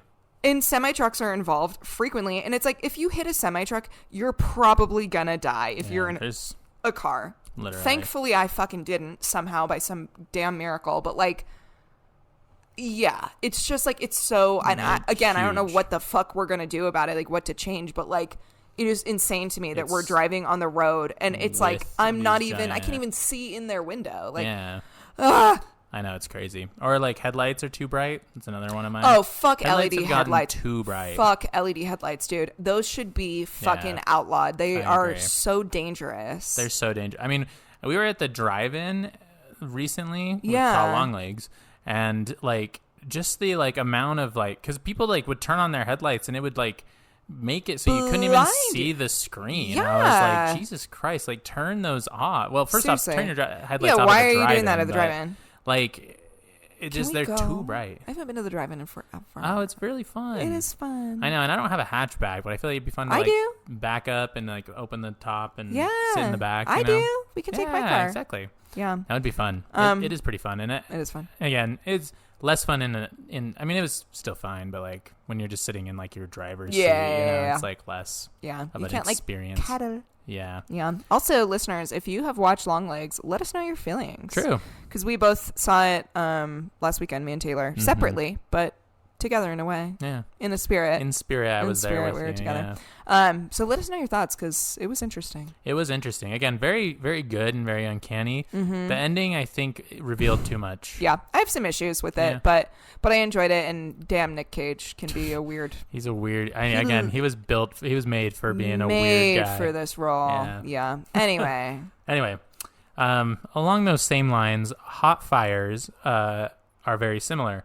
and they were looked at as proof of accelerators when investigators would look for things that like melted metal or cracked glass to prove that the fire burned super hot. Meaning Steel like, beams. Yeah, exactly. Steel beams melting. Yeah, I know.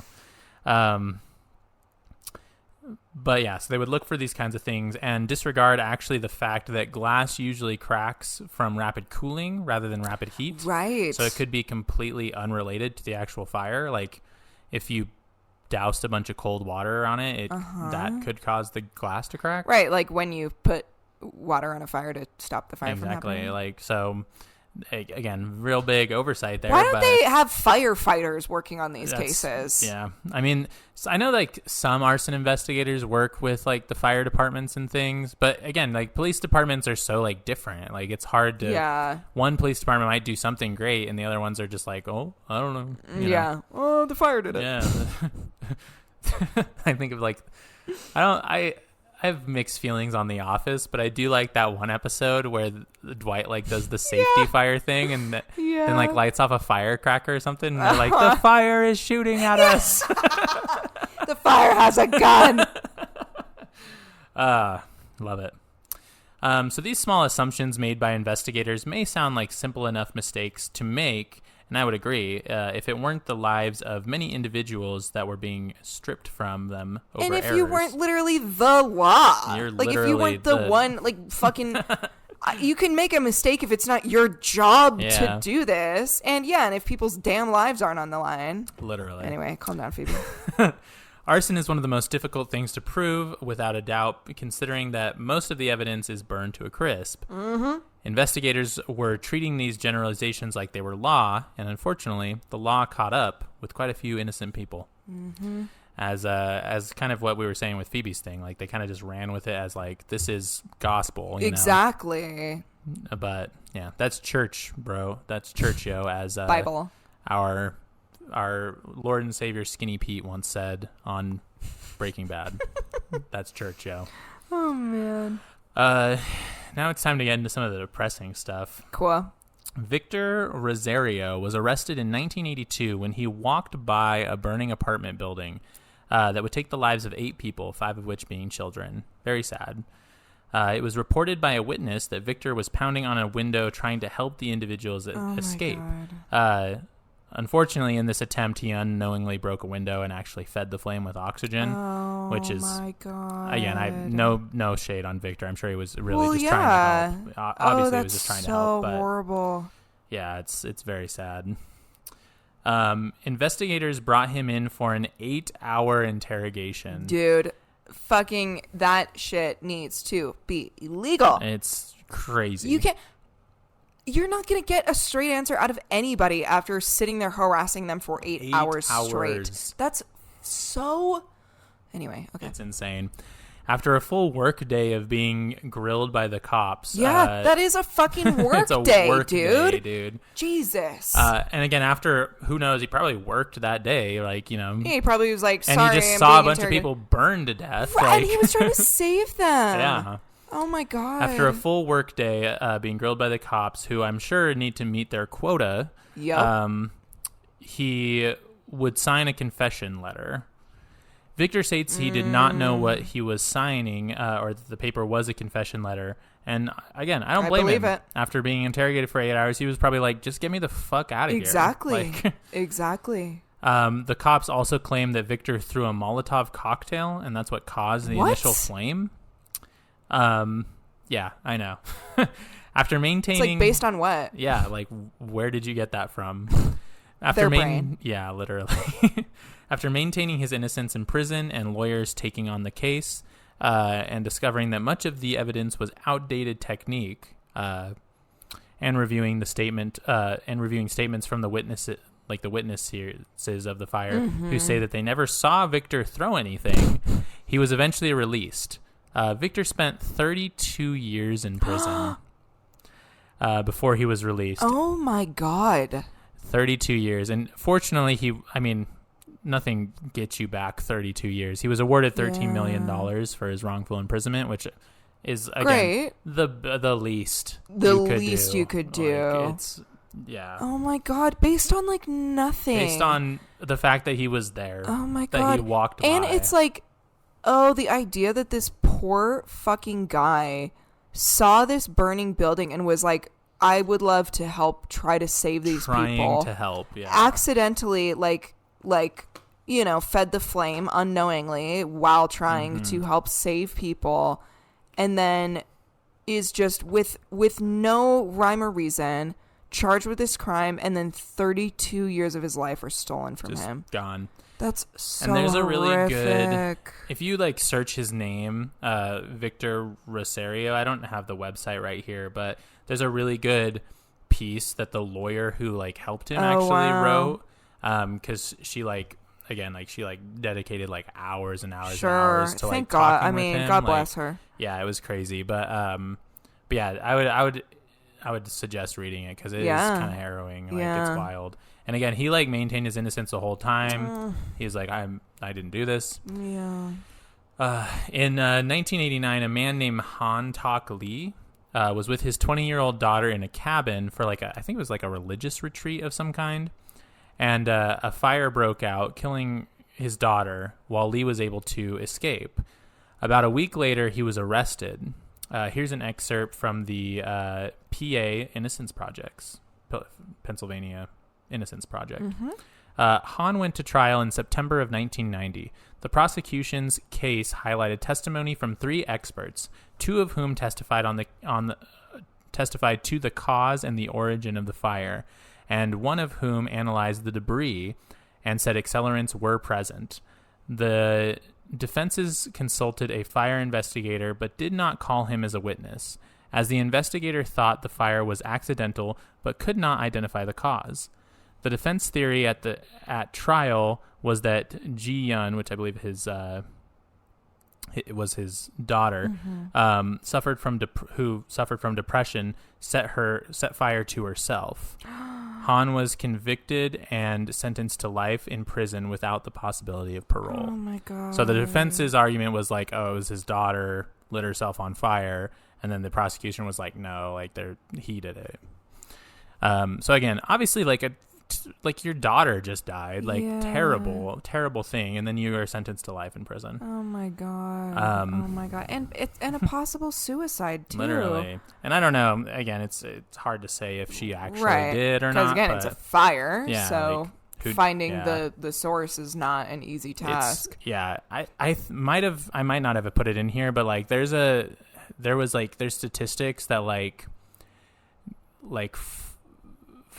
between like 4 and 10% of fire investigators, they like did an experiment where they like lit a fire and put it out, and like 4 out of 10 investigators, like 2 minutes after the fire was completely out, could not, and again 2 minutes, so not a lot of time, could not identify the source of where the fire, like which room it originated in. Because it's just like it's hard. It's fire. Hard to do. It is a crazy, unpredictable substance that burns away the evidence into a literal crisp. Yeah, it's difficult to identify where it comes from. And the fact that you are putting people in prison for life, over something that is so unclear, is just It's insane. Fucking awful. This poor man. I know. Lee maintained innocence and in 2012 asked for evidence to be reconsidered. He was released after spending 24 years in prison, with a judge stating much of what was presented to Lee's jury as science is now considered to be little more than superstition. And again, like the thing is, I think there's definitely an issue with like criminal profiling, kind of what Phoebe was talking about. Like it's hard to find information about arson techniques, like because like nobody, like it's not as like glamorous. Not that murder investigations are glamorous, but like like people don't make shows of, like we were talking about like arson investigators. There's an arson procedural show. I think it's just also not as like common. Yeah, it's definitely not.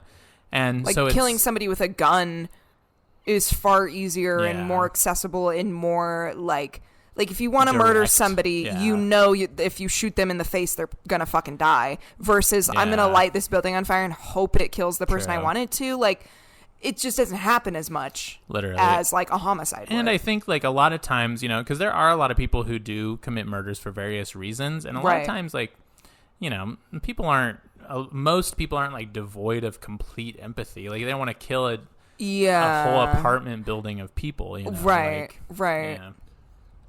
Or even just that, like, even if it's somebody's house, it's like, house fire spread, you know? House fires spread. There's usually kids in there. Yeah. You know? Like, I think most people just are like, I want to kill this one person, so let me do it with a knife or a gun. Exactly. And so, I just think there's, like, not a lot of information. Because, like, I didn't know anything about, like, what arson investigators look into before I, like, did this, you know? I knew a lot about murder investigations because I've been hearing about it my whole life, but not arson. True. But yeah, going on, Adam Gray was accused of starting a fire that killed 2 elderly residents of an apartment building about a block away from his house or his home outside of Chicago in March 1993. Gray was sentenced to life in prison when he was, and get this, 14 years old. What the hell? What the fuck, dude? Like, does juvenile fucking whatever not exist for a reason? What do they call it? Like, juvenile hall? Juvenile detention or whatever? Yeah, juvenile detention. Like, could we not... I don't know. I mean, I still think it would be inhumane to keep him in a juvenile detention center until he was 18. But, like, can we not do that and then maybe, like, reassess? He's 14. He's 14. Like, it's crazy. Even if it was, like, he was dicking around being a 14-year-old playing with fire as 14-year-olds do. I fucking love that shit. Same. And he accidentally lit the... It's obviously horrible, but he's a child. He obviously... Yeah. Like, Jesus. Yeah, it's crazy. Life in prison at fucking 14. Yeah.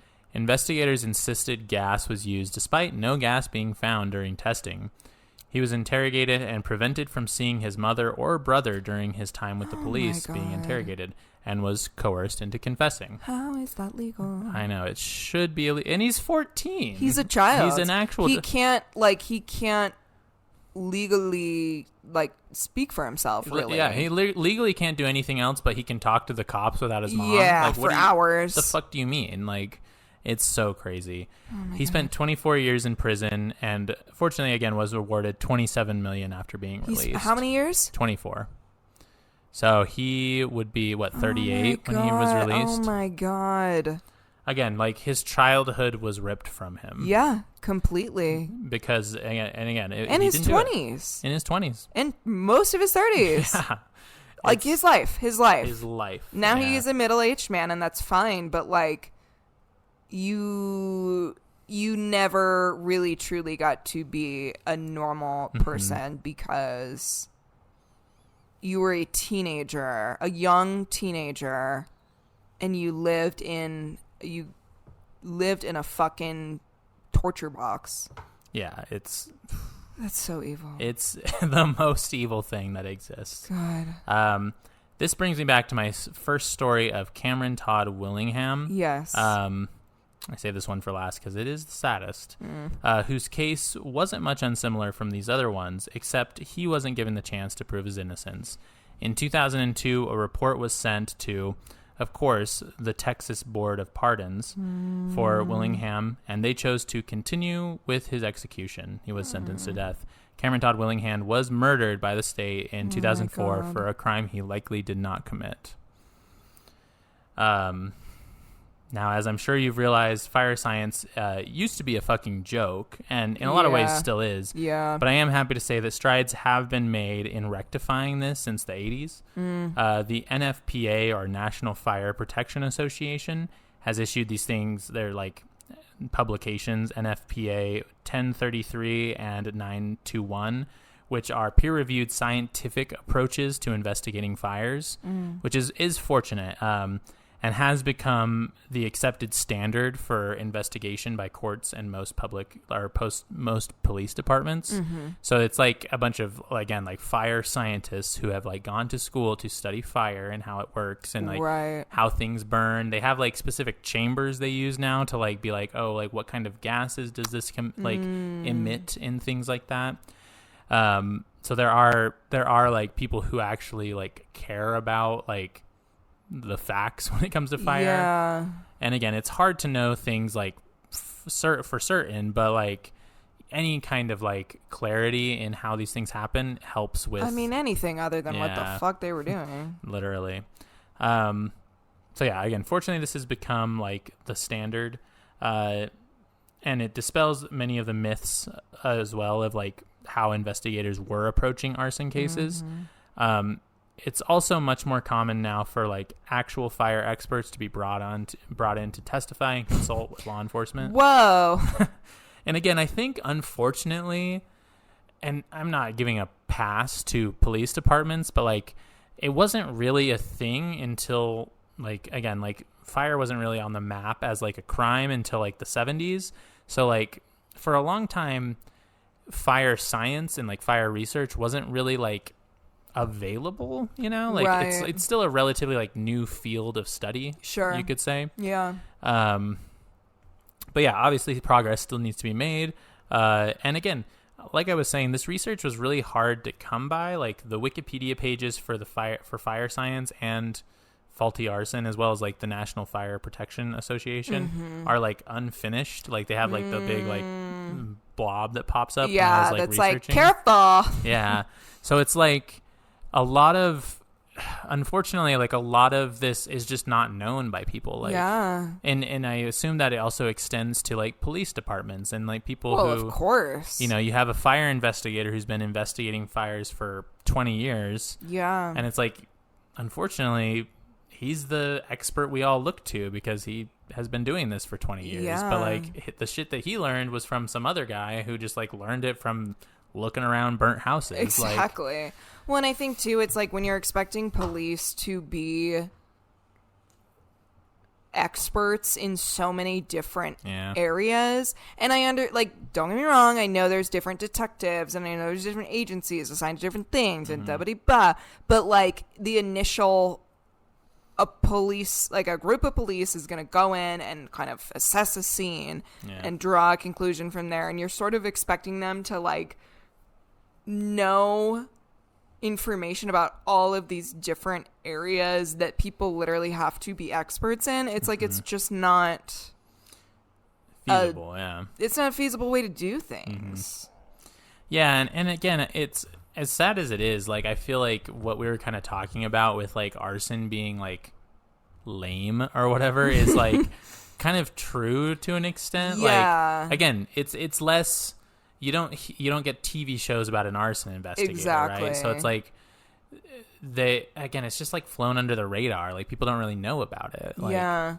Well, and it's the same thing rings true for the behavioral analysis stuff because actually like behavioral analysis could be used for other areas of like psychiatric care or like political predictions or things like that where it could be useful, but it's all focused on serial killers, which are such a small percentage of murders that happen. But what's the coolest kind of murder? Serial killings, I guess. Exactly. Like what gets made movies of, what gets made TV shows of, what do people like, what's the most like salacious, interesting thing? It's serial killing. And so this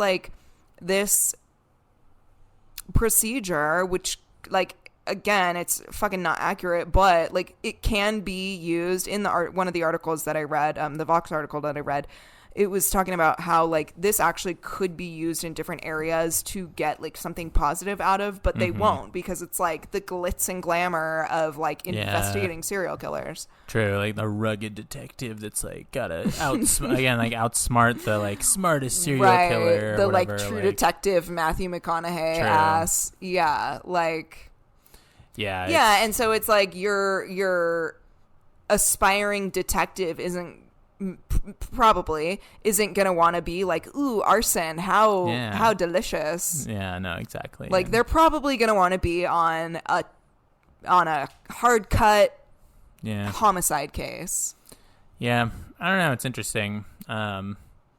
But yeah, and I mean, huge shout out to the Innocence Project for their work and their resources for things like this. Phoebe kind of shouted it out, but totally. I mean, again, a lot of information, again, about things that, like, a lot of people don't report on, you know? Like, yeah.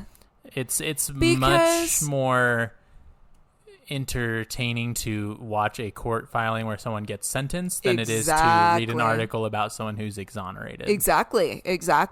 Yeah. And so you don't see it as often. Yeah.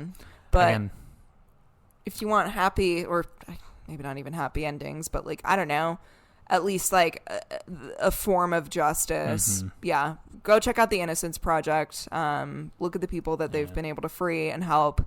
Look at the people who are currently imprisoned, who they are trying to help. Donate money if you can. Spread the word about them. True. To get more money donated to their cause. Yeah, it's a rad, fucking sick, awesome organization. InnocenceProject.org. Pretty chill. Very chill. Yeah, based and sick. Yeah. Let me just also shout out that other URL that I had for the letter writing stuff. So it's innocenceproject.org, and then for the letter writing thing, you can go to prisonercorrespondenceproject.com, or on Innocence. If you honestly just Google Innocence Project, like prisoner letter writing, it'll take you to the like place on their website where they have a bunch of links for other like prisoner letter writing websites and stuff. But yeah, so check out those two things, and which is cool. I think again, it's one of those things where it's like, I mean, all prisoners are different, of course, you know. Yeah. But like a lot of them are still want to have like interaction and like are people, right? Like and deserve to know what's going on in the outside world. True. And deserve to know that like people care about them. Yeah. And I think it also is very good for folks who don't know how prisons work and like what it's actually like to be in a prison, you know? I mean, I would love to have a firsthand account being like, this is what my day to day is like. Yeah. You know? It is interesting. Yeah. But Arson's wild. Damn. Yeah, that's fucking crazy. That's fucking crazy. It is crazy. It's, I mean... like a little bit of a rough episode, but so much life wasted. It's so much. And again, it's one of those things where it's like it's such a. I just can't imagine what it's like to be imprisoned and to be like, I didn't do anything. Yeah, like and especially in a lot of the cases where it's like this person was trying to help, or like the guy Han Tak Lee who like. His daughter fucking dies, and then they're like, well, you're going to prison for 24 years now. God. Like, it's gotta, I mean, again, how do you don't recover from that. You don't. And that's, again, why fucking prisons should not exist, because not only because people are being, wrongfully imprisoned and stuff, but also just because it's like most circumstances that you're going to prison under, like, even if you like murdered somebody in self-defense, like you don't fucking feel good about that. And now you're in prison, and prison isn't going to help you like recover from something like that. And you just become like more and more and more damaged. Yeah. Oh yeah. I mean, as we've known, prisons aren't created to rehabilitate despite what they say. No. Again, it's just like recycled slavery. Ugh. Yeah, it's gross and so evil. Disgusting. Yeah. Fuck. And I think personally violates people's human rights. Completely. It's unconstitutional. Yeah, it's cruel and unusual to put someone in a box for their entire life. Like it's one thing. I mean, there's a lot of theories on how prisons should work, but like sure. I mean, I don't think that like punishment isn't always like is not to be had in certain situations, but like again, your entire life is spent in a box.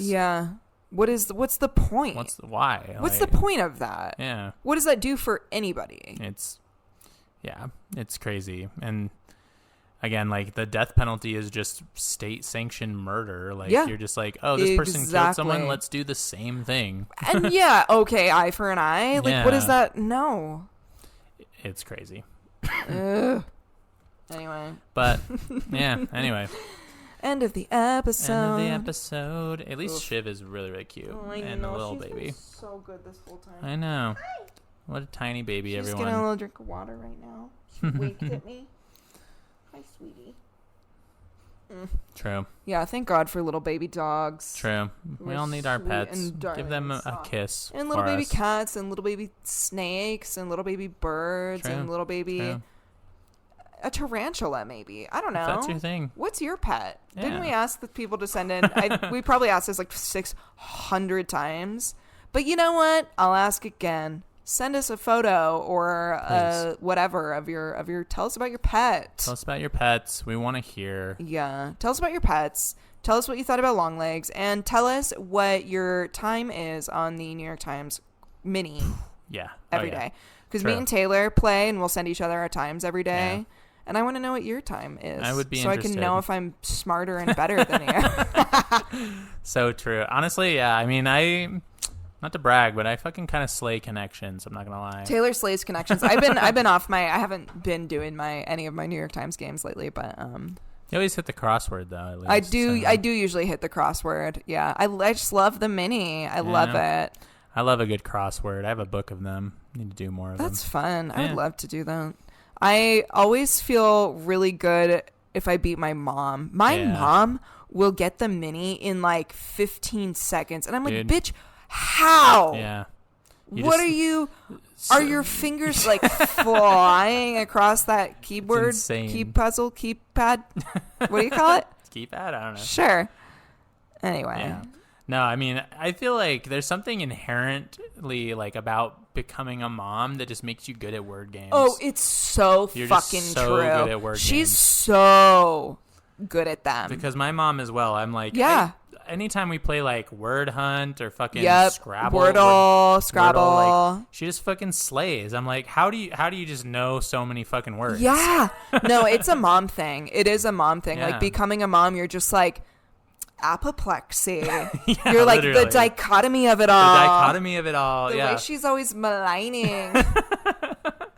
No, literally, like we'll play like we were playing Words with Friends for a while, and I'm doing like can and fucking like mean, and my mom's putting words down like perplexion, and I'm like, what the fuck?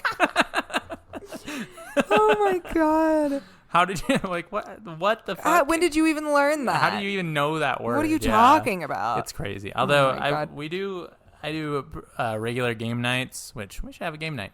Let's do it. And we fuck up categories, dude. I fucking I do love categories. I do love categories. What a game. Yeah, I would love a game night soon. Yeah, let's do it. Okay. Sounds good, y'all. Well, anyway, hopefully you kids. also have a game night soon. Yeah, cleanse yourself from the sadness of this app. If you want to follow us on Instagram, it is at Remarx Podcast. Twitter.com is at RemarxPod. Mm-hmm. My Twitter is at Phoebes Elise. Please rate, review, subscribe on Spotify, Apple, etc. I think you can leave ratings on Spotify now. I believe you can. Please do that. So do that if you'd like. Yeah. Helps the numbers. My Instagram is tlace_19. Check out Taylor's music. LACE. You can find my music on there and everything. Yeah. And Taylor's going to be... Can I tease? Yeah, you can tease. Taylor will be releasing some new music. True. You know, hopefully within the year. In the next little bit here. Yeah. So keep your little fucking eyes peeled for that, and your pretty cool. your ear holes peeled. My ears. Mm-hmm. Yeah, I'm excited about it. I'm excited about it. I got a little sneak peekaroo. So podcast. Yeah, that's just the privileges that you get. True. All right, you guys. Anyway. Thanks for listening. Love you. Bye.